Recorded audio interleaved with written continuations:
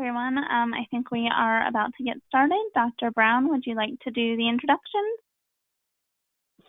Sure, thank you. So thank you for attending this webinar today. I'm Dr. Laura Brown. I work with CDC's National Center for Environmental Health. Specifically, I work in the Division of Environmental Health Science and Practice, and one of our goals is to support state and local environmental health professionals in their work. And our team focuses specifically on retail food safety. We know this is a challenging time and thought it would be helpful to hear from state and local environmental health programs who are in the thick of it, trying to support retail food safety and prevent COVID-19 transmission despite the limitations that they are facing. So that is what our webinar is going to be focused on today, hearing from state and local professionals in the field, or at home, rather. And I'll just state an obvious caveat that we all realize the situation is evolving rapidly and the responses to it are based on what we know at this moment, but that could change with new information. We will start with a brief review of CDC and FDA resources. You're probably all familiar with that. I would say that they're changing daily, so you should check on those daily. But again, we do want to keep this focus on our state and local presenters, so we'll move straight from that review of the guidance into presentations. And then I think Amy will cover this as well, but if you have questions for the presenters, you can type them in the question box and we'll address them after the presentation. So let's just move right into our webinar today. I'm pleased to introduce Lieutenant Commander Beth Witchery. She's an environmental health officer with my team, the Safe Food Section in CDC's National Center for Environmental Health. She previously worked with the Indian Health Service and CDC's Vessel Sanitation Program. So take it away, Beth. Thank you, Dr. Brown, and good afternoon, everyone. So I just wanted to spend a few minutes talking about the CDC and FDA COVID resources. I'm sure you're all familiar with them, but if you aren't, this will be a good overview. They are displayed here on this slide. The CDC COVID-19 page includes information and resources about coronavirus. There's also guidance for schools, workplaces, and community locations, as well as state, local, territorial, and tribal health departments. You can also see that I've included the CDC's interim guidance for business and employers, as it has information applicable to the food industry.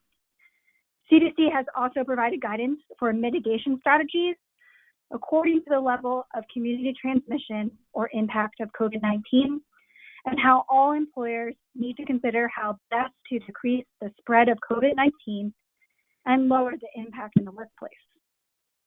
This may include activities in one or more of the following areas: reducing transmission among employees, maintaining healthy business operations, and maintaining a healthy work environment. Please consult with your state and local health department for more information. If you also have CDC questions, you can call into our call line. That number is 1-800-CDC-INFO. FDA also has some great resources and guidance on their website and has set up a process with CFSAN's Food and Cosmetic Information Center, or FCIC, to respond to and track incoming questions about COVID-19.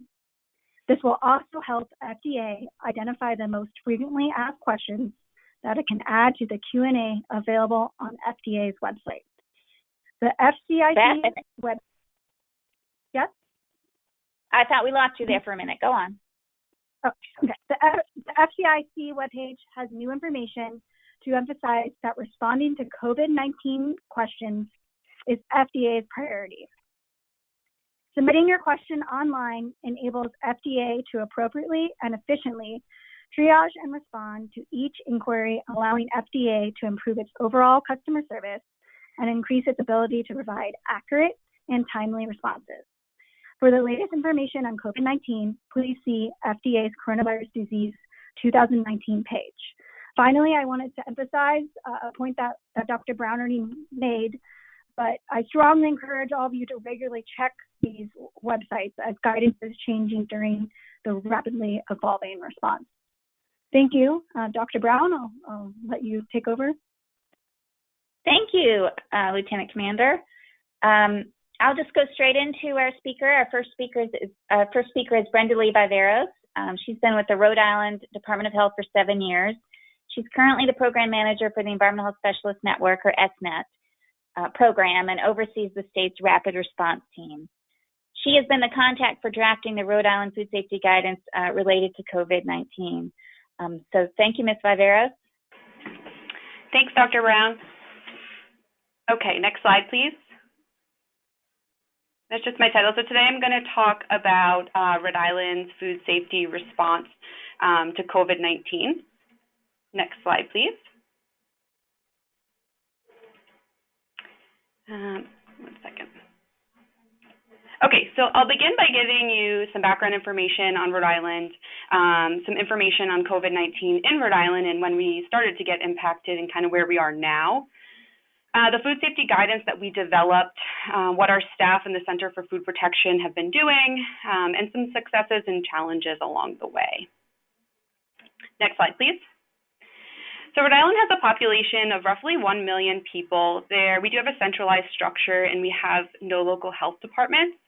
So having no local health departments, we are responsible for retail, including grocery stores and restaurants, manufacturing as firms, shellfish and dairy, and outbreak investigations as well. There are roughly 7,000 licensed facilities in Rhode Island. Our infectious disease folks are actually located within the same building as us, and our lab is located right next door.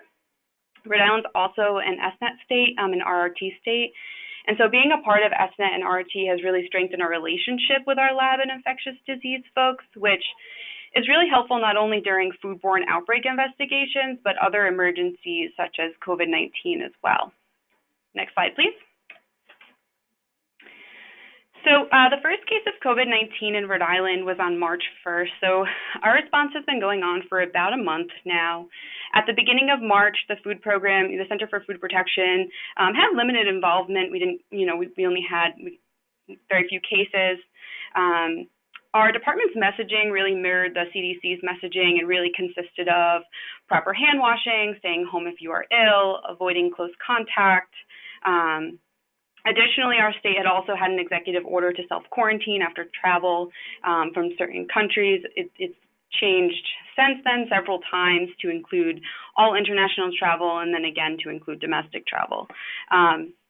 But the Rhode Island Department of Health at the time that we had our first case was already activated in Incident Command System, or ICS, prior to having our first case. So we were, there had been some planning that had, occurred prior to getting our first case. Next slide, please. So COVID-19, the early days, it seemed longer ago, but about a month ago, during the first few days, we did start to receive an increase in phone calls asking some general questions about COVID-19. At the beginning, we did direct them to our general hotline and our infectious disease hotline so that they were receiving messaging consistent with what our department was saying, messaging that was being approved through our ICS. We did begin keeping track of these questions because we knew that we would have to provide some guidance to our staff and to our food facilities. So in addition to a lot of, an increase in questions, we quickly noticed that some of our internal partners were busier than normal. Our infectious disease folks were obviously busy, as well as our lab.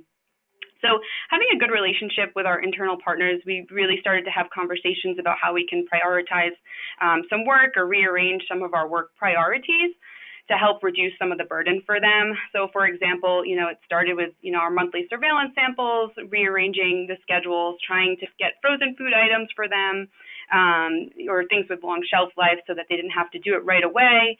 And so, waiting for things to calm down. But as you can imagine, things have not slowed down and have become significantly busier. So things like that have been put on hold at this point. But, having these conversations early were helpful in trying to figure out what needed to be done right away and what could be kind of held until things calm down a little bit. Next slide, please. So in terms of food safety guidance, we knew that we had to develop guidance pretty quickly. The questions in the call started increasing, very quickly. we had to have it approved by our ICS team. So we developed guidance on March 12th. At this time, we had about 5 cases. The guidance, this was really early on. The guidance addressed, encouraging health screenings of employees daily, providing employees with hand sanitizer, sanitizing frequently touched surfaces regularly, making sure dishwashers were working properly so that dishes and utensils were being washed, rinsed, and sanitized properly, ensuring sneeze guards are in place, when applicable. We also included the FDA frequently asked questions, which included a lot of things about imported goods and special cleaning requirements, and the EPA registered list of approved chemicals. We found that a lot of these FDA frequently asked questions did cover a lot of the questions that we were receiving. But as you can imagine, as soon as we got this guidance approved, we started getting new questions, and new executive orders were coming out that would mean we need to draft new guidance. Next slide, please. So a couple days later, after we did our first guidance, the executive order about restricting on-premise food consumption came out. This happened about 2 weeks after our first case. We had about 15 to 20 cases maybe at the time. Restaurants were now limited to pickup, drive-through service, and delivery only. So now being in a completely different situation than we were a couple days prior, we created new guidance for establishments to kind of make it to, let them know how they could be compliant with this new executive order. So although pickup was allowed, we did encourage the curbside pickup where people stayed in their car as opposed to congregating in the establishment waiting for their food. We also did ban buffets, including those at grocery stores where food would not be consumed on site, that even if they were going to take it to go, we did ask them to stop doing any buffets. We also did not allow any self-serve operations of unpackaged foods or beverages. When this guidance originally came out, the executive order was groups no more than 25.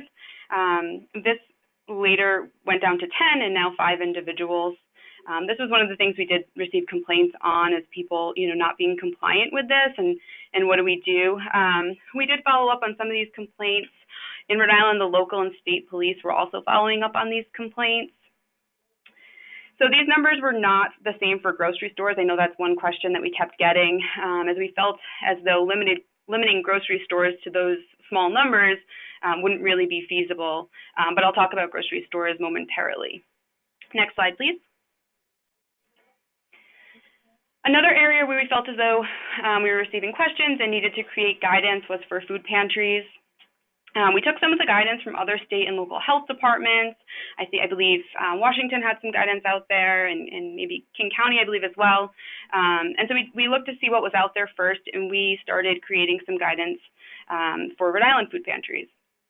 In terms of our messaging was pretty consistent in terms of employee screening, like the restaurants, and cleaning procedures. They really mirrored the CDC guidance that had come out.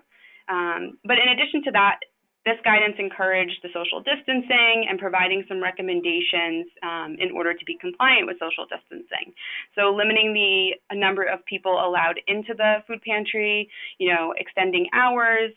If they had an appointment system, we asked them to maybe make fewer appointments at a time. The guidance suggested increasing home delivery as well, and if possible, to have the staff bag items such as produce ahead of time, or another suggestion was to have residents select items on a menu, and then they could have staff, that were being screened to bag those items ahead of time to really reduce the amount of people that were going into the pantries and touching all the items. And lastly, we asked that any food demos or food samples were postponed at this time. Next slide, please.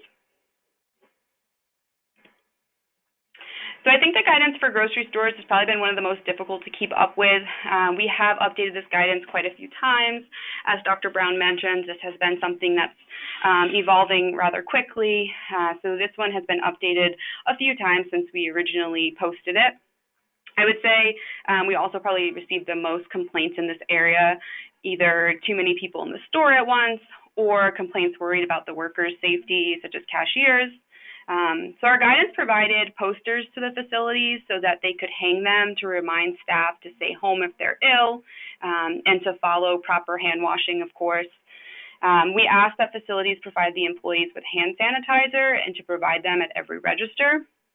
In terms of social distancing, we originally suggested the 6 feet markers, but this has now become a requirement. We also reminded them to make sure break rooms were set up to be compliant with social distancing requirements. The most recent guidance does actually restrict the number of individuals. Originally, we encouraged them limiting it, but the most current guidance did restrict the number of individuals that are allowed in an establishment at a time. Currently, they must allow no more than 20% of the stated fire capacity in the store at a given time. And this does require a food establishment to count the number of customers who are entering and exiting the building. We also required establishments to designate employees to monitor social distancing. And lastly, we suggested stores to designate shopping times for the highly vulnerable populations. As I mentioned, this guidance has been continuously evolving based on either complaints and/or new executive orders. Again, this guidance also included, the typical employee health screening, employee hygiene, and hand hygiene as well. Next slide, please. The last guidance document I'll touch upon is we did create a guidance document for food processors. It was more of a document to highlight existing resources, but it provided a food safety checklist specific to COVID-19. The checklist was actually developed by Cornell University. We also included the FDA frequently asked questions here as well. The previous guidance we had sent out, the original one about employee health screenings and hand hygiene, and it also included a link to an OSHA resource that had some information on how to protect your workforce. And one of the questions we were getting a lot was about, when employees could return to work if they did have COVID-19 symptoms. And, what we did with this was we really mirrored CDC's guidance on when employees can return to work, and we did provide them with that in this guidance document as well. Next slide, please. So how are we getting all this messaging out? So we've tried to use multiple communication strategies to get the messaging out to facilities. We sent the guidance to all our staff in case they received any questions. We also used MailChimp to send an email to all of our facilities that we had email addresses on file for. We had email addresses for roughly 80% of facilities. We also used social media and posted our guidance on Facebook and Twitter. All of our guidance that was sent out using MailChimp was also put on the Rido Food Safety webpage. Lastly, for facilities that did not have an email address on file, we did start making phone calls to these facilities to ensure that they knew about the guidance. Next slide, please. So what have our staff been doing? So this is another topic that has been dynamic and changing frequently. With the approval of a supervisor, there's been some telework options for staff that weren't customer-facing or frontline. Until recently, field staff were doing what we called limited inspections. They were going out, making sure staff, the employees, or the food establishments rather, had received our guidance. They were encouraging social distancing, they were encouraging employee health and hand hygiene, and making sure that the establishments knew about the executive order, specifically, the one banning the on-premise consumption of food. And we were also, following up on complaints, whether they were environmental or foodborne illness complaints. So as I mentioned, things are changing quickly. Week after week, more and more staff have now been pulled into ICS. So some of our staff are now doing ICS. And helping with the COVID-19 response. For anyone working in the building, that now there is a screening process to get in our building to make sure that no one working has any symptoms or recent travel. The in-person inspections have recently stopped this week. Inspectors do now have a script and a questionnaire that for food establishments that they can use to make phone calls to facilities asking about what they're doing, what their plan is, and if they've received our guidance. Our department has also started to hand out masks for people still working in the building as well. And I think, now things are changing so quickly, and there's a big push to have as many people working remotely as possible. But like I said, this is constantly evolving, and so this could all change next week. Next slide. So although things have been a little chaotic and fast-paced, there have been some successes that I would like to highlight. Having a rapid response team has really improved our emergency response procedures in recent years and established, points of contacts and lines of communication. This was really helpful when it came to creating our documents and getting them reviewed, and also getting them out through MailChimp and putting them on social media. Having our procedures in place, really helped speed up that process, especially with having ICS or being in ICS, where, we had to add an extra layer of review. Having these procedures in place really, really helped us to get things to move quickly. And I think, document after document, everyone we submitted moved a little quicker. So it was really great to see. We also tried to take advantage of the great work that the CDC and FDA and other state and local health departments had put out. So I think, with things changing so quickly, doing a quick search to see what was out there has really helped us get our messaging together as well, and helped us save time. And then lastly, I think, the ICS structure, although it did add an extra step of approval, it did help ensure that the messaging that we were sending out was streamlined and that it was consistent with what our department was saying. And I think, in situations like this, consistency is really important in messaging. So I do think that was a success. Next slide, please. So the challenges. Well, I think everyone can agree that this is a dynamic response, and it's changing very quickly, and then that's a challenge. It's only been a month since this, our response has really started in Rhode Island, but guidance documents have already, become outdated. We've had to update them several times. New executive orders are continuously coming out to protect, the public, and so we often have to create new guidance on those as well. Another challenge, especially on the national level, is that each state has, their own executive orders and guidance based on their specific needs. And this may be a challenge for some of the stores or chains that have multiple places in different states. And then lastly, I think another obvious challenge is that there's still so many unknowns, and the situation is evolving daily, sometimes even by the hour. Next slide, please. So that really summarizes our response over the last month in Rhode Island. I'm excited to hear about the other states to see how this has impacted their food safety programs as well, and I'm happy to answer questions at the end. Thank you. Thank you. Let's move on to our next presenter, Lauren Dupree. She is a registered environmental health specialist with a Master's of Public Health from the University of Nevada, Las Vegas. She's a senior environmental health specialist coordinating foodborne illness response and research at the Southern Nevada Health District. So thank you, Ms. Dupree. Thank you, Dr. Brown. So I'm here to tell everyone a little bit about how Southern Nevada has been adapting to the current events going on here and how we're trying to handle food safety in the midst of it. So we can go ahead and jump right in. So I'll talk a little bit about how our industry has shifted their operations to accommodate these new regulations coming through and requirements. I'll talk a little bit about how we've been shifting our regulatory priorities in the midst of all of this.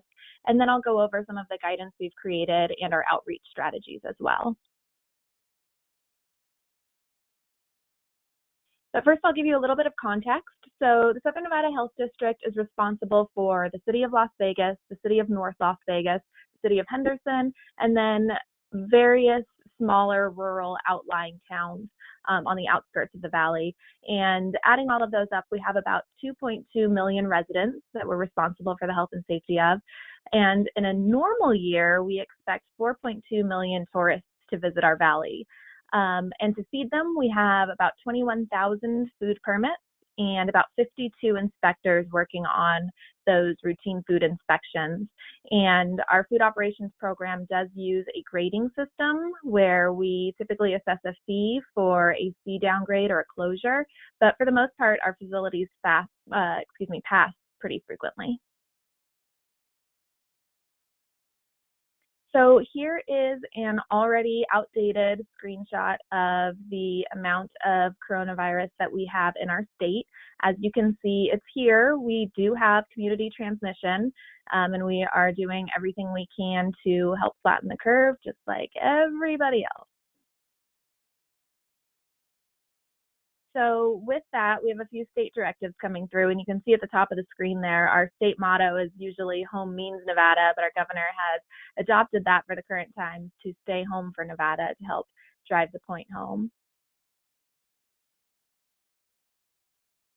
And this is another already outdated screenshot of our governor's emergency orders that have come through regarding COVID-19.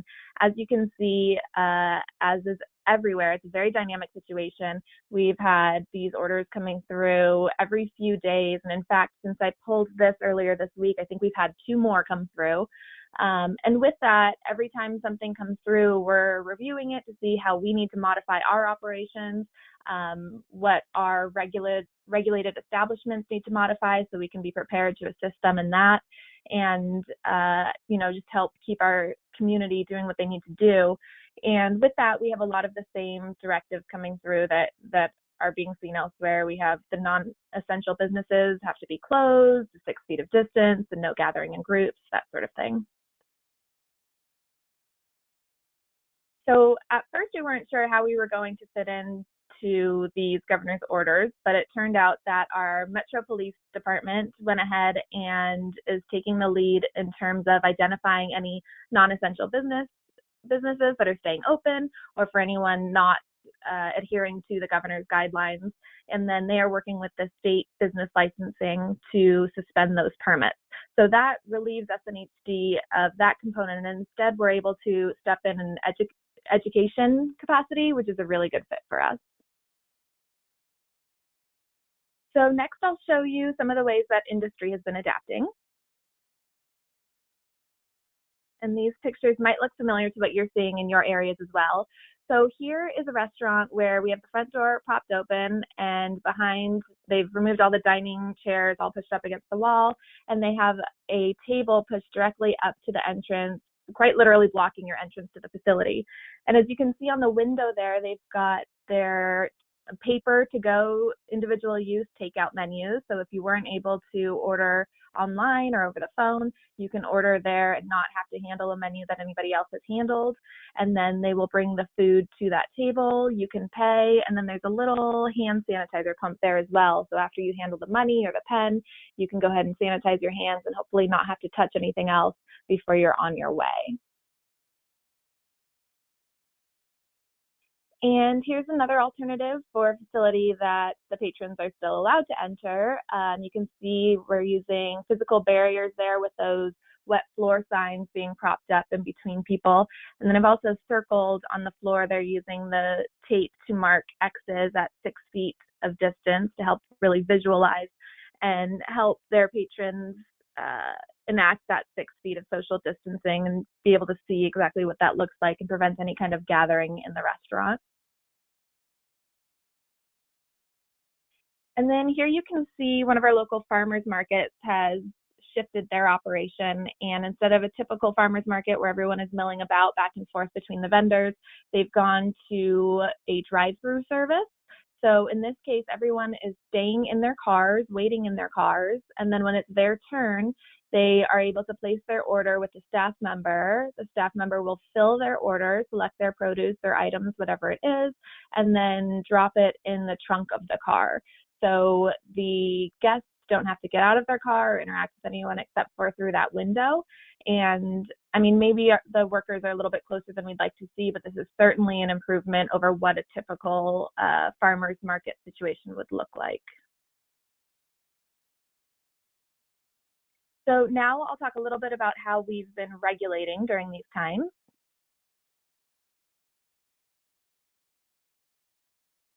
So I think judging by the AFTO survey and chatting with some peers in other jurisdictions, I think we're one of the few jurisdictions who are still conducting routine inspections.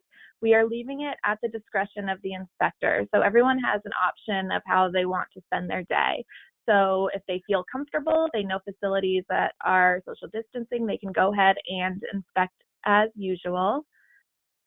My tablet just told me that it needs to restart right now, so I can't see anything, but I think I can get us through it. So they can either inspect as usual, they can do an educational survey, they can work on in-office projects, or they can go on the ICS structure. So I'll talk about each of those individually. And the first one is to conduct those routine inspections. So they, of course, this is at their discretion. They can, if they know that they can keep that 6 feet of distance and they get in there and they can do it safely and take all the precautions, they're welcome to continue doing their inspection. We are waiving the requirement for a signature. So we don't want the tablet being passed back and forth between multiple people. And instead, they can just email the report, and then we'll ask for a reply to that email in order to confirm that they've received it. And typically, like you heard me say earlier, we require a fee for a C downgrade or a closure. And right now, we have the opportunity to suspend those fees, so we won't be charging fees for the most part. We don't want to add to any economic hardship that these small businesses and these restaurants are going through. Really, our priority is health and safety. It's not monetary at this time, so we've waived that for this part. So moving on to the educational surveys. Again, this is at let me just hit restart my PC, see if I can get it back on board here. At the inspector's discretion, they can do this in the dining room, one-on-one with the person in charge or the manager, and they can take that opportunity to discuss whatever is most pertinent for that facility. So it could be foodborne illness risk factors, it could be talking about hand washing, giving a demo. Oftentimes it goes to COVID-19 prevention and precautions. I'm hearing a lot of our inspectors are talking about chemicals with their operators. So understandably, we have a lot of folks who are anxious about transmission and want to do the right thing. So many folks think a little bit is good, so a lot must be better. So a lot of folks are making their bleach much too strong and toxic levels around the food contact surfaces. We have seen other folks who think if one chemical is good, 2 chemicals must be better. So they're trying to combine their bleach and quat. So we are talking to them about that. So that's definitely not a good idea. So a lot of review of chemicals and labels and talking about proper disinfection and safety in the kitchen. I think that covers that slide. So after educational surveys, then it is office projects. So the rule for office projects is that they must further the mission of environmental health.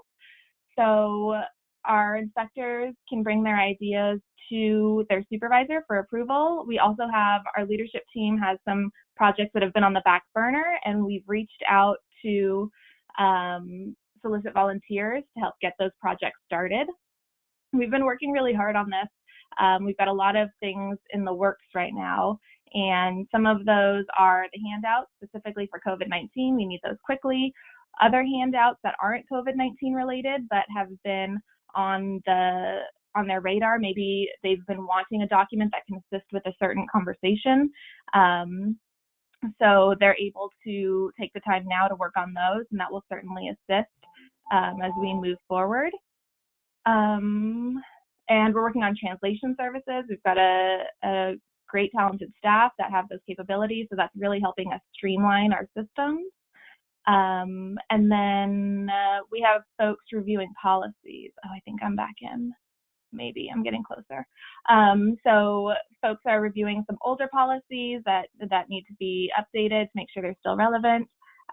We have other folks who are working on some new, oh yay, I'm back. Okay, so updating those policies, new policies, older policies, and then reviewing some regulation changes. So we started the process of working on reg changes about a year ago, but we had to shelve them. And we're anticipating being able to pick that back up shortly. So we are having some staff review those, combine comments, edit, streamline, get one document together so that when the time is right, we can pick that back up and go running. Okay, perfect. Next slide. And then for the folks who are interested in working in our ICS response, we have quite a few folks there. Already, we have some that are working with disease investigation. They are reaching out to individual cases, talking to contacts. We have other folks who, once disease investigation team has identified a case, that maybe had an exposure within a facility. Then we have another team who is contacting that facility to talk about appropriate disinfection and how to reduce the likelihood of transmission there. We're working closely with the local shelters and food banks to talk about food safety and disinfection techniques. Our child care centers are still open, so we are working very closely with them to make sure that they can operate in a safe manner. And then we also have a team working with our hotels and resorts. As you can imagine, we have lots of empty rooms with stagnant water, and so we are working with them about some water system flushing and precautions that they can take to reduce the likelihood of Legionella, because we don't want to get through this COVID issue and then turn around and have a Legionella issue. And I wanted to talk a little bit about how we've been received out in the field by these restaurant operators. So for the most part, everyone is falling into one of two categories. The first, I'm sure you can imagine, many folks are surprised to see us. They're already stressed. They're working short-staffed to comply with the 6-foot rule. They're already overwhelmed, and an inspection on top of that is not great. So our inspectors are very cognizant of that, very empathetic. We're trying to work with these operators to assist in any way that we can. But then we also have a large group that are, I don't want to say happy to see us, but it does bring a sense of normalcy, and they are really taking advantage of having a one-on-one conversation with someone that they're seeing as an expert in this field. So it's saving them the 20 minutes on hold with our info hotline, or the 20 minutes of clicking around a website and going from link to link and not quite getting the information that you need. So a lot of these visits, whether they're an inspection or a survey, are turning into, as you can imagine, a lot of COVID-19 conversations. We haven't done the data on this, but anecdotally, we've been noticing that the number of hand washing violations that have been written have been going down. And that's to say we've been seeing a lot of very good hand washing. So that message is getting to our food handlers. They're taking it quite seriously at this point, and we're happy to see that. And as a whole, the amount of inspections that we're conducting is continuing to decrease. It's starting to dwindle as time goes on, as we get more and more cases out in our community. Our inspectors are making the decisions that are right for them, and we're certainly okay with that. We are pushing education over regulation at this time. We just want to support our community in the best way that we can. And I'm not involved in the conversations with leadership about how long to continue these field activities or how to do so in the best way, but I know that those conversations are going on and that our leadership does take it quite seriously, because food safety and environmental health is very important, but so is staff safety. So I know that they're weighing those decisions carefully, and they're revisiting them every day, because of course this is a dynamic situation and it's shifting. So they're keeping up to date on all of that and deciding what works best for everyone here. So now I'll talk a little bit about the resources we've developed and how we've gotten them out to the community. So this is an already outdated website or screenshot of our website. So we already have a section of the website called the Food Establishment Resource Library. We call it the FERL, and we've added a COVID-19 section to the FERL. And here you will see we've got a general guidance document for food establishments that we've been able to translate to a few languages here. We've got a general infographic, guidelines for safe food handling, for facilities who are self-closing, for takeout and curbside, for delivery drivers, and for reopening, among a few others. And so this is one of the first documents that we created. You can see it's pretty wordy, pretty long. It's got a lot of good general information. It's in a paragraph format. This was early on, which feels like ages ago, but was likely just a few weeks ago, when not much was known. Our industry was concerned and anxious and wanted all the information that they could get. So we tried to give that to them here in this document with links for further information. And then we created this guidelines for safe food handling, and you can see it's a bit more targeted, it's a bit more strategic. We've implemented bullet points over the paragraph format here, some bolded headings, and making it quite clear of what we think that food handlers and restaurant persons in charge should be thinking of as they work with the food. And then we created this takeout and curbside pickup guidelines, and this pretty much is just a do's and don'ts document, single page, very straightforward, easy to read. All the information is right there at a glance for our food handlers. And then here is a COVID-19 screening questionnaire that we're hoping is either being placed at the front door or at the break room where they clock in and out, or maybe the PIC is verbally interviewing staff as they come in, but it's got all the symptoms to look out for, and then specifically what to do if they have someone who is showing a symptom to reduce any kind of panic or anxiety. At that point, all the information is right there, so they know exactly what to do if they have anybody exhibiting symptoms. And you can see over time, these resources are going from very broad and general down to more specific and targeted. And that's just a reflection of what our community is needing at this time. At first, they needed all the information, and now we're seeing very specific questions come through. So we're trying to address those as we get them.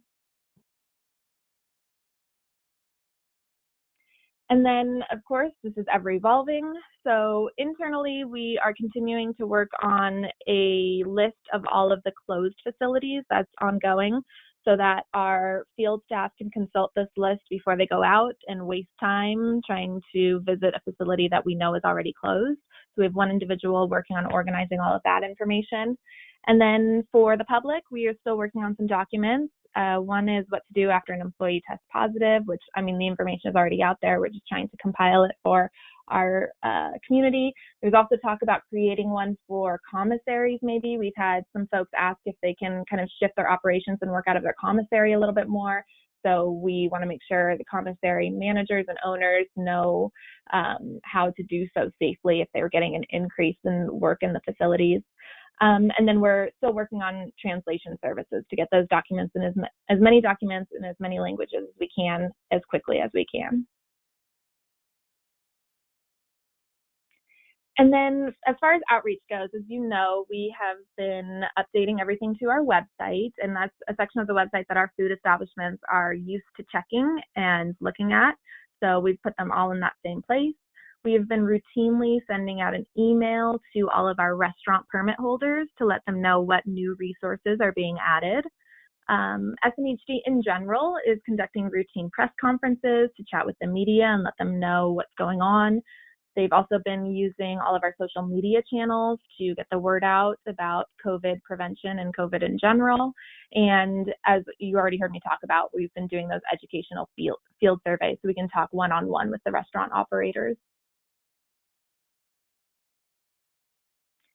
And with that, I will turn it back over to Dr. Brown, but I did want to let you know I've got our website right there, snhd.info/FURL. So if you wanted to look at any of those documents a bit closer as you organize your own, feel free to do so. Thank you so much. And just a reminder, if you have questions for any of the presenters, to type those in the question box, and we will get to them after our last presentation. So we'll move on to that presentation. Danny Ripley and DJ Irving are environmental health specialists with the Tennessee Department of Health. Mr. Ripley's work in food safety, regulatory compliance, and foodborne outbreak response spans 17 years at the state and local and federal levels. Mr. Irving obtained his Master's of Public Health in 2015 and worked with the Metro Public Health Department in Nashville for 5 years before joining the Tennessee Department of Health. Mr. Ripley and Mr. Irving currently work with Tennessee's Environmental Health Specialist Network program and also support foodborne outbreak response. So welcome and thank you. Hey, Laura, thanks a lot. This is DJ Irving with the Tennessee Department of Health. We really appreciate the opportunity to speak to you all, and also just this is a great forum where we can all continue to learn from each other and try to get through this situation in a fast evolving pandemic. So with that, before we start off on our presentation, I would just like to say how humbled I am by the response of our environmental health team in Tennessee. It's times like these that you really see the true character of folks come out, as I'm sure you all have heard stories and seen in your own staff, but our environmental health staff has been just very flexible and willing to go above and beyond their normal job duties, and they're just quick to address problems as they come. There's a lot of situations and things going on that we just simply can't foresee, and they've just been very adaptable and flexible, and also volunteering to help out with the COVID response beyond their typical program job duties. It's just been a great inspiration to and a motivator to Danny and me. So with that, we'll kick off on the next slide, please. So just a quick overview of what Danny and I will be discussing today. We'll start off with just explaining our state structure, and then show you some slides of the executive orders overlaid by our day-by-day COVID case counts. And then Danny will get into the environmental health response and cover some of the guidance documents that we've developed, and then we'll go on to acknowledgements. Next slide. So Tennessee, we are a centralized government. We all operate under the same food code across the state, and we're a very long state, over 400 miles long, and broken into 8 different health regions with 96 counties across the state. In each one of those health regions, there's a field office manager that oversees the environmental activities in that particular region. We have a population around 6.5 million people with 28,000 food service establishments. Now, it's important to note that these are restaurant establishments, your typical restaurant type establishments, and our Tennessee Department of Agriculture oversees our food and feed programs, and they also oversee the regulatory responsibilities for grocery stores and markets. And then we have about 170 environmental health staff across the state. Next slide. And we're fortunate enough to have 2 SNet resources, Danny and myself. So really what our job responsibilities are, we will help support any outbreak response that goes on varying levels, up to boots on the ground, outbreak response, to providing consultation if needed, as well as providing training not only within our state, but in our COE catchment area, our Centers of Excellence catchment area. So we do a lot of outbreak training, and then of course we also are involved in our SNet food safety research projects as well. And just another note, I think it was on March 16th, it seems like an eternity ago now, we were all directed to, if we were capable and set up to work from home, we were told to, get our belongings from our workspace, get what we needed to go home. And so Danny and I, we gathered up, we used both of these SNet sites, one in the Knox County area where Knoxville is, and then Davidson County where Nashville is. We used these as our sampling material hubs. So Danny and I are all stocked up with our foodborne outbreak response materials for sampling and food collection during outbreaks. So currently Danny and I are working out of our homes since the 16th, but we are geared up and ready to respond to any foodborne outbreaks if our regions need that support. Next slide. And so what I just wanted to go over with you guys, kind of set the framework for our different orders or different executive orders coming down from our governor, as well as some of our metropolitan orders that have gone through. This is not all encompassing across the state. Knoxville, Chattanooga, Hamilton County have had differing executive orders that may have preceded the governor's statewide executive orders.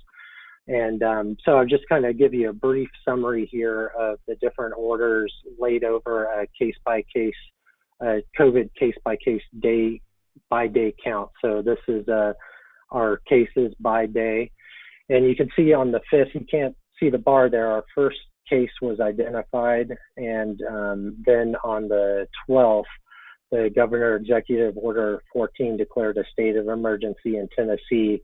And then on the 13th, a national declaration of emergency was declared. On the 15th, Metro Nashville put out Order 1 that really closed down any businesses in Nashville whose primary sales were alcohol sales. So if your business sales were 50% or more alcohol, those businesses were to close down.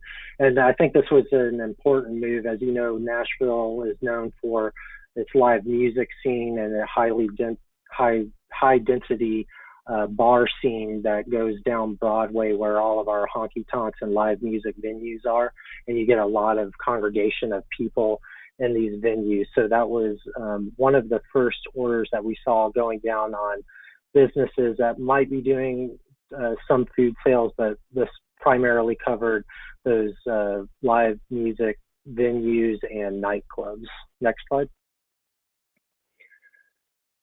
And then on Hamilton County on 319 went to takeout only, so closing down all the dining facilities. Hamilton County is the county where Chattanooga resides, and then Metro Nashville followed with a similar order on the 20th, and you can just see the case counts rising and the orders flowing in. And then on the 22nd, the governor of the state issued Executive Order 17, which went to dining only in our food service establishments.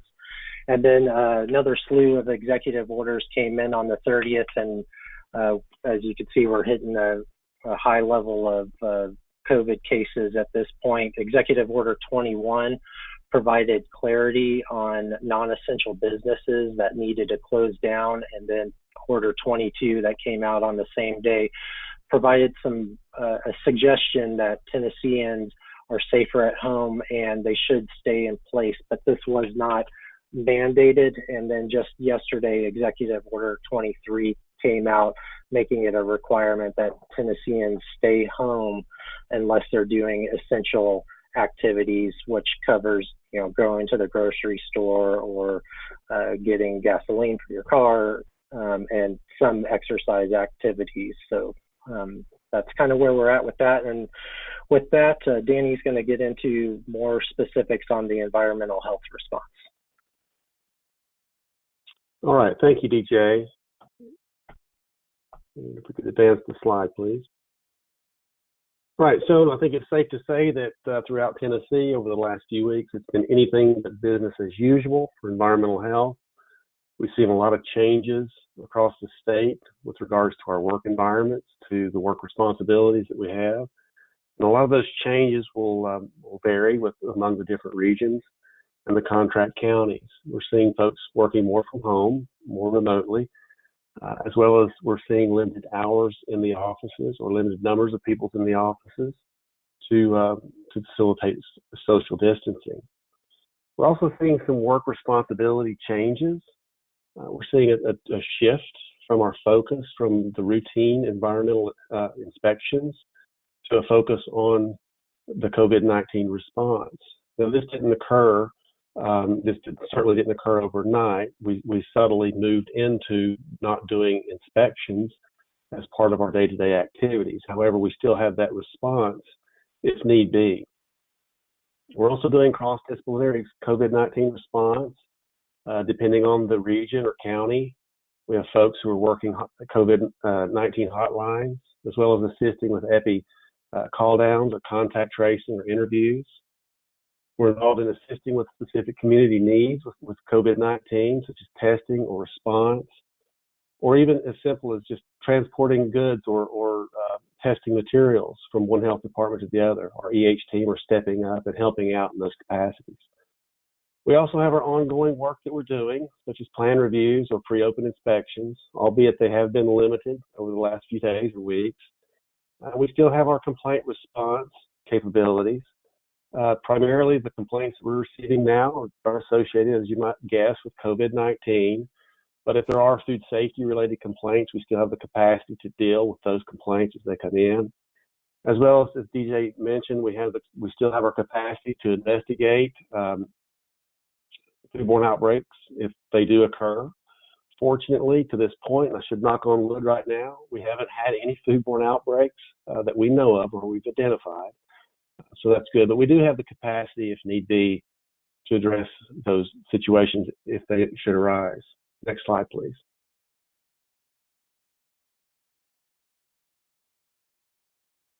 So, like other states across the country, we have our challenges. We try to meet those challenges with certain steps we're taking. And one of the biggest challenges that's already been alluded to is the fluidity of this outbreak or this event. Just like other states, we're getting new information seemingly daily, if not hourly. And one way that we've addressed the new information that's coming across, and frankly, one of the more successful things that we've been able to do is have daily environmental health conference calls.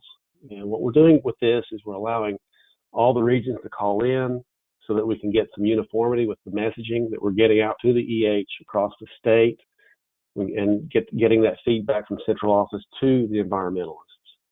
We're fielding questions, and a whole host of questions since this began. The questions from what restaurants can do with their food stocks if they have to close, to the use of appropriate sanitizers, to what constitutes or what actions need to be taken for continental breakfast.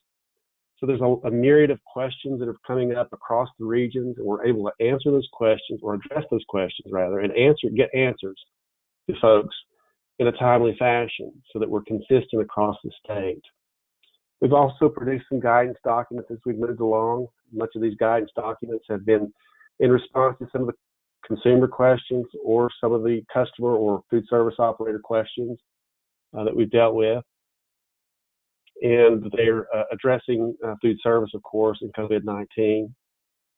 We've also have issues with customers, the public calling in, and how do we address those questions as they come in. We're using hotlines as well as press releases to communicate important information to the public as those questions come in. And as I mentioned earlier, by and large, the vast majority of questions or concerns that we're receiving are associated with the COVID-19, as you would expect. We have executive orders that we're implementing across the state, and there's a variety of sources of these executive orders, as DJ mentioned. These executive orders can come from the governor, or they can come from the local agency or the mayor of a county, or they can come from the health department itself. And sometimes the details within these executive orders can vary from the source of where these executive orders come from. For example, with some of the health department initiated executive orders, it gives the power of enforcement to the EH across the entire county to enforce whatever that executive order entails. And they may be going into environments that are outside of their norm.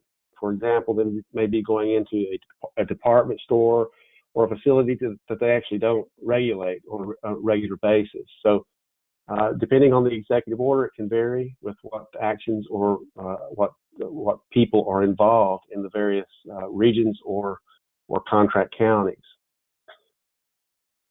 We have a statewide response to the community to communicate the directives, and that response has essentially been to phone the operators, to also email the operators and communicate what these executive orders are, and also do site visits when possible.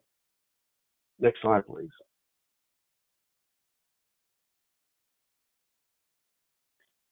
So in maintaining compliance with the executive orders, we kind of have a three-step approach. And the first step is to educate and communicate. And that's what we've been doing since early March as these executive orders have come about. We've made contact with the corporate entities to try to communicate as much information uniformly as possible. But also in-person site visits have taken place where we've delivered the executive order in some cases or communicated the details of the orders that are in place. We've also provided guidance documentation to the operators through our visits and also through our websites. And then we've used the press to initiate press releases so that we can, again, reach a broader audience more quickly as these executive orders roll out. In some instances, there have been some complaints that have come in regarding compliance with the executive orders, and it's been extremely limited, thankfully. But we do go out and do a site visit when those complaints come in. And at that point, we are encouraging compliance. We're trying to work with these operators as much as we can and try to educate them as to what the executive order means and what the purpose and why it's important for them to follow those executive orders. On rare occasion, again, it's been very rare across the board. Industry has really stepped up, I think, and they have been proactive in ensuring that they have the necessary steps in place. And we really applaud the industry as a whole for being proactive in getting their systems in place so that these executive orders don't require as great of effort for us to enforce. But on occasion, there have been some folks who have not complied with the executive orders, and there's some steps that can be taken when this occurs. There is some variation in terms of the enforcement activities. Within some of the regions or counties, they're incorporating local police and issuing citation orders, and even in some cases potentially issuing civil fines for folks that are continuing to operate or operating in a fashion that's prohibited through the executive order. In other regions, they're using, or other contract counties, I should say, they're using systems such as their fire marshal, beer board codes, anyone who has any authority over those entities to help, encourage those firms to comply. And across the state, if they're in non-compliance, it's actually a Class A misdemeanor. So I think with regards to maintaining our compliance with these executive orders, I have to say as a whole, we've had great success across the state. There have been some outliers, and there are systems in place that we can help address those outliers and get them back under compliance.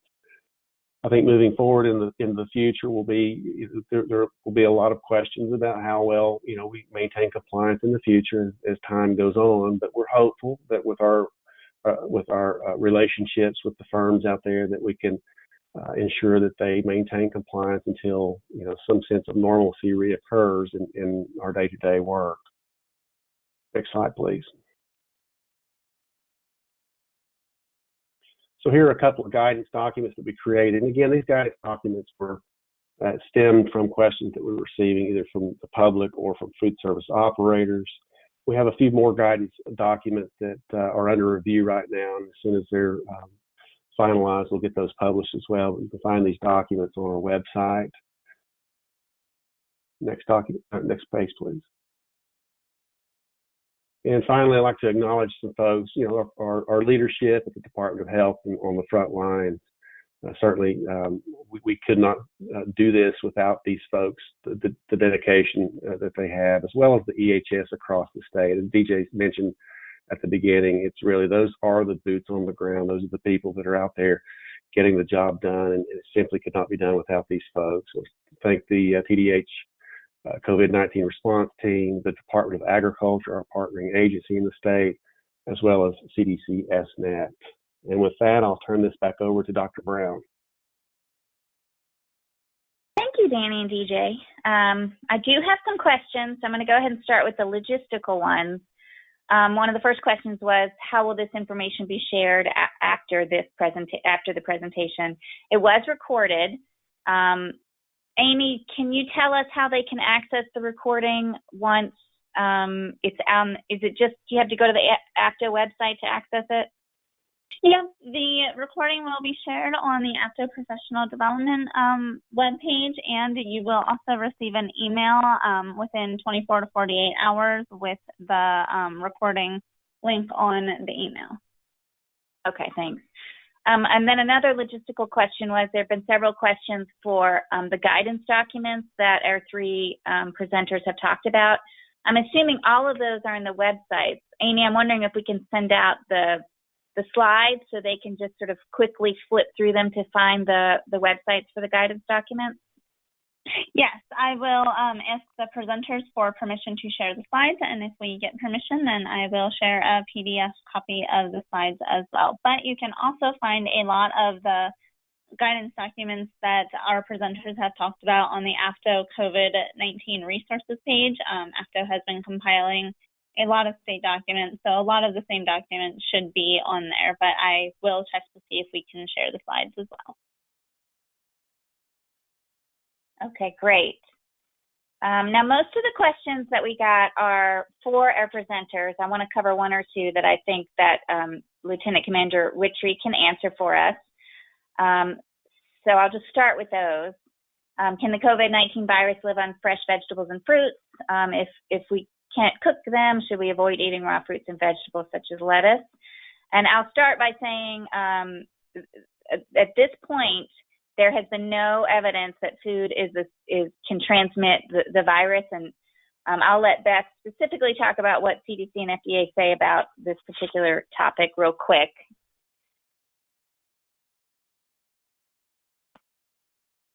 Thank you, Dr. Brown. Yeah, so food and food packaging has not been shown to be a source for the ongoing outbreak. And, you know, if it can live on fresh vegetables and fruit, again, food has not been the source. And so at this time, there's no evidence that this is foodborne, as there's minimal receptors for the virus in the GI tract. Thank you. Let's see. I got one question. These are for our presenters. One of our attendees said that they've gotten calls from some of their grocery store managers saying that they have people hanging out in their grocery stores, taking their time, not necessarily trying to get out quickly, and they're wondering if you guys have encountered this situation, and if so, have you done anything about it?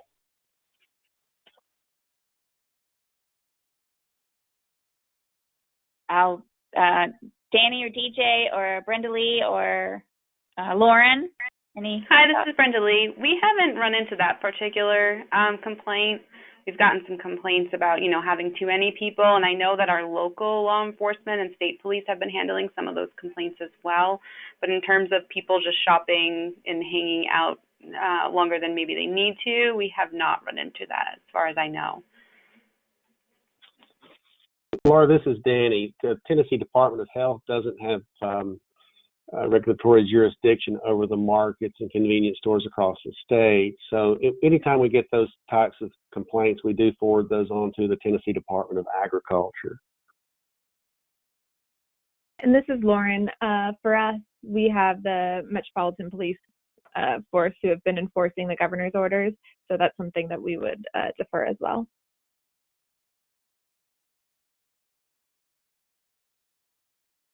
Okay, thanks.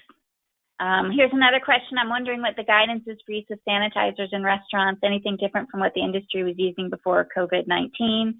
Again, I'll let Beth, follow up on my answer, but this virus is a typical virus. It's killed by our traditional sanitizers and disinfectants, so the guidance is essentially the same. Beth, do you want to correct me on that?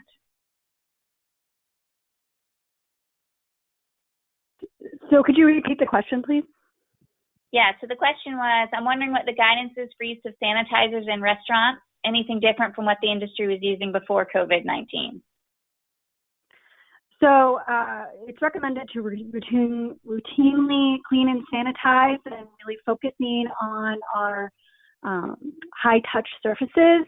Now, if you do have someone that was COVID positive, you also will have to refer to the cleaning and disinfection guidelines. There's more information available if there was someone with COVID-like symptoms working while ill. So you could refer to that CDC guidance online. But in terms of cleaning and sanitizing, according to using the FDA food code and the EPA requirements for sanitizer, it should be protected. And I know Lauren also talked about this and some issues and guidance that they delivered over chemical use.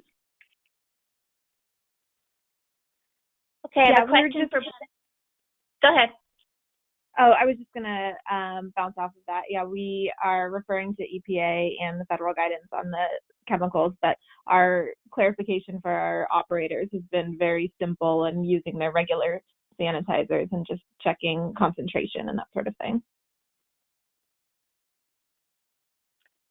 Okay, I have a question for Rhode Island. Oh, go ahead, sorry. Hi, this is Beth. I just also wanted to mention when we talk about the areas of the establishments that the customers visit, those areas are appropriate to use disinfection, especially if you're not doing the curbside delivery and you're actually the customers are coming in to pick up the food. Those areas should be clean and disinfected, really focusing on those high touch points and where the customers contact. So that is something outside of the FDA food code that should be where the focus should be for cleaning and disinfection. Thank you. Thank you, Beth. So now I have a question for Rhode Island, for Brenda Lee. Was the Rhode Island RRT fully activated? And what were the main factors that triggered full activation or partial activation? So in terms of whether we were activated, we have kind of expanded our rapid response team to our whole department. So we always use our rapid response team to respond to emergencies. So I would say yes, we, did activate that.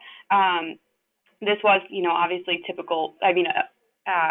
This was above our everyday, activities. And so there was a lot of, guidance documents that needed to be developed and different things that had to take place. So we definitely had to activate our RRT in order to do that.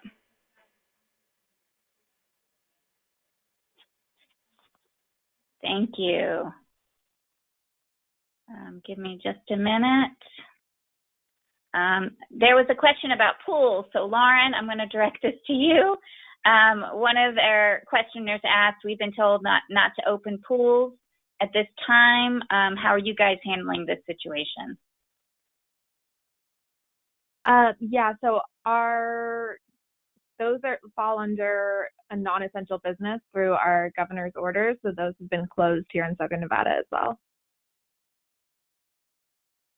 Okay, I'm assuming this isn't an issue just yet for Tennessee and Rhode Island, but I'll throw it out there to see if you guys have any responses.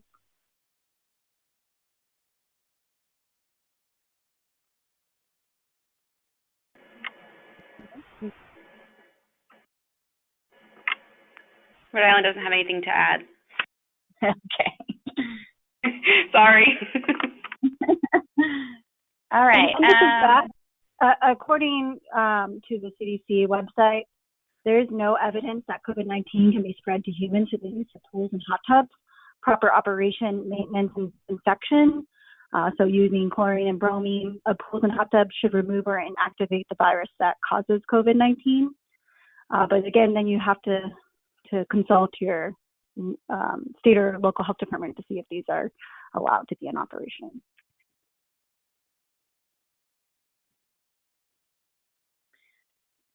Yeah, our concern with it was the gathering of people.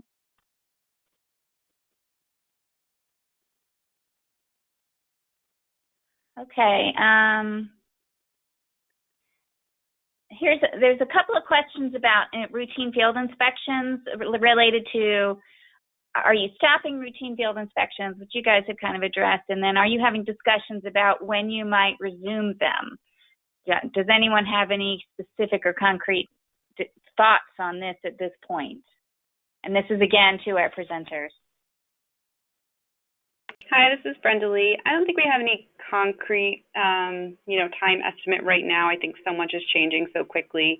So I think for now, we're really just responding. We're focusing on our complaints or environmental and/or foodborne illness complaints. And then I think we're just going to have to kind of take it day by day right now.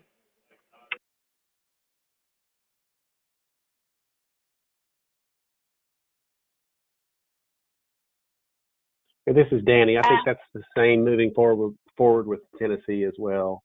It's just hard to predict even what's going to happen next week. So much less when we'll be back to normal in terms of doing routine environmental inspections. All right. Thank you. I have another question, and I think this is for Lauren. How are you addressing Legionella prevention? I think you mentioned this, Lauren, so I just wanted to, maybe you could review that a little bit. Yeah, so I'll be very clear, I'm not a Legionella expert, but we have typically one staff member who works on Legionella, and he now has a team of volunteers who are working with him, and they are communicating with the closed hotel. So the Strip is completely closed, downtown, all of that. They're boarded up, but they're working with the staff inside, working on like flushing protocols to keep the plumbing running, so that to prevent standing water. So I don't know what that looks like. I don't know how often they are flushing, but I think that's some of the main pushes that they've been educating on, is to prevent stagnant water in the plumbing system. Okay, thank you. And here's another question for, again, for our presenters, and I'll just throw it out there to everyone to grab it first. And some of you kind of covered this in your presentations already. Are you doing anything different when it comes to foodborne illness outbreak response? So, you know, if you get a complaint or it looks like you have an outbreak, what are you going to do in this given situation? Hi, this is Brenda Lee from Rhode Island. Currently, nothing has changed for outbreak investigations. If we were to get a complaint or it looks like we have an outbreak, we would follow up as normal. I mean, that's, you know, currently where we stand. So yeah, all of our complaints we are following up on.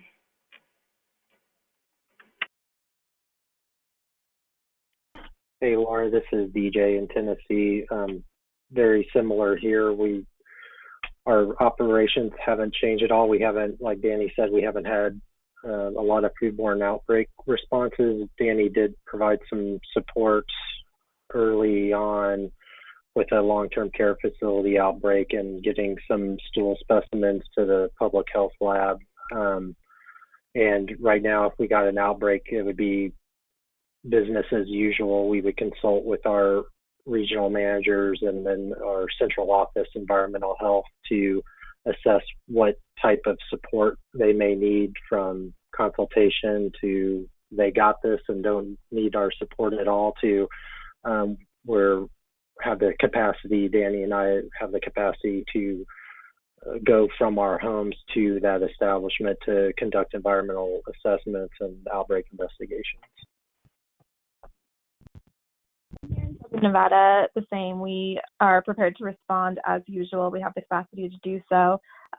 Our investigations have gone way down. I don't know if that's because our epidemiology team is swamped with COVID and are prioritizing, or if that's just a function of so many restaurants and bars being closed at this time. There's less opportunity for it. I'm not sure.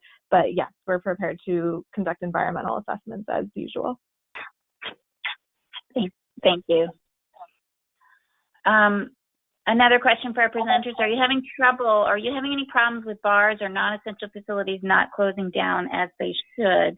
If you are, what are your options? For Southern Nevada, in the first few days of the non-essential business closure announcement, we had, I think, 14 or so facilities get their business licenses suspended. And from then on, the media hasn't talked much about it. So I think that was enough. And like I said, our police department has been regulating that side of it and working with state business licensing to suspend those licenses. Pretty similar. If we receive a complaint, we will go out, but a lot of our complaints are going to the law enforcement as well.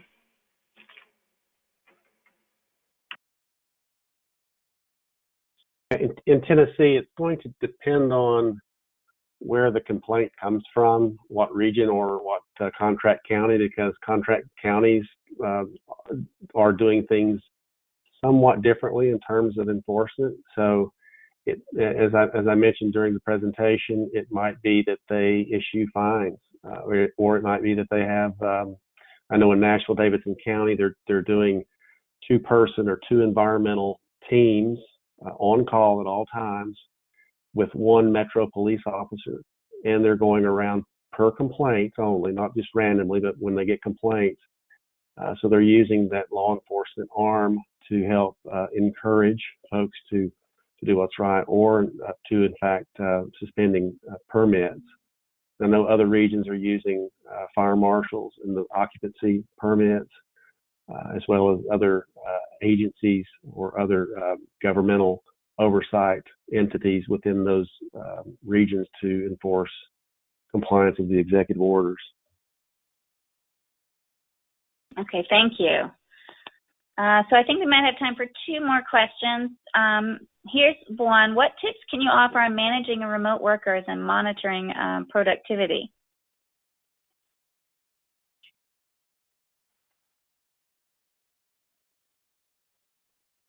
Any thoughts out there? This is Lauren. That certainly doesn't fall under my purview here in Southern Nevada, but I can share with you. We used to have a requirement for the amount of minutes our inspectors had to be in the field. That's been waived at this point. We do have the vast majority of our staff teleworking at this point. We do use the Skype Messenger system on our tablets, which shows if you're green or yellow or red or how long you've been inactive. I don't know if supervisors are using that. I've heard some of that. Other supervisors are doing like daily calls with their staff. I think more so of that is just to check in with, I mean, the public has anxiety with this, but so do our field staff and our general staff. So there's been a lot of communication through either conference calls or video calls.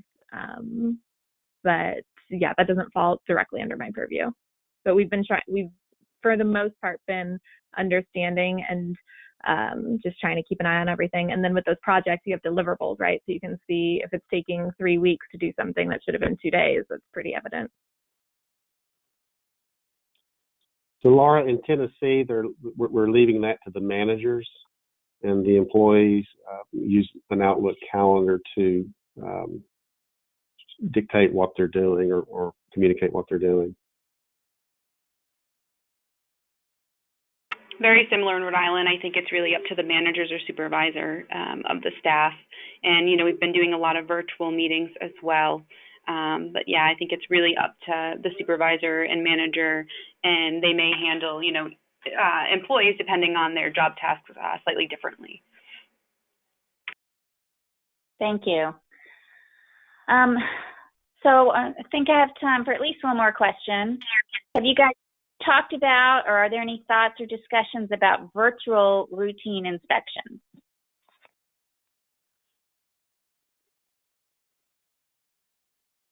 I can tell you in Southern Nevada, it has been brought up in the food ops leadership meetings. I think our plan review has been able to use some of that for some follow-up stuff, or if a facility had to swap out some equipment, they're able to see it in a video call or something along those lines. It's been brought up as far as the operational side of things. We haven't decided to go that route. I think there's a lot of pros and cons to it. I think that it makes a lot of sense to take advantage of the technology that's available to us. I know business licensing here in Nevada has used that for some of their operations, but it's not something that we've brought on yet for food operations.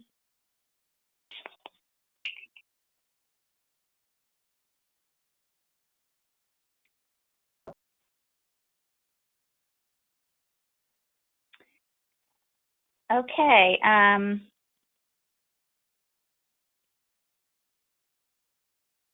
I actually have just kind of lost my access to the questions. So I know what that feels like. Lauren, you handled that so well. So I think that will be the end of our webinar today. I really want to thank our presenters. I think it was really informative, and we got quite a few questions, most of which we got to. A couple of them we weren't able to, but we'll make sure that CDC and AFTO both take a look at the questions and think about how we might be able to answer them in a different way. Amy, is there anything else we need to talk about? Nope, I think that's it. Just that everyone will receive an email with the recording for the webinar in the next 24 to 48 hours. All right, again, thank you so much to all of our presenters, and stay safe, and thank you for all you do for public health.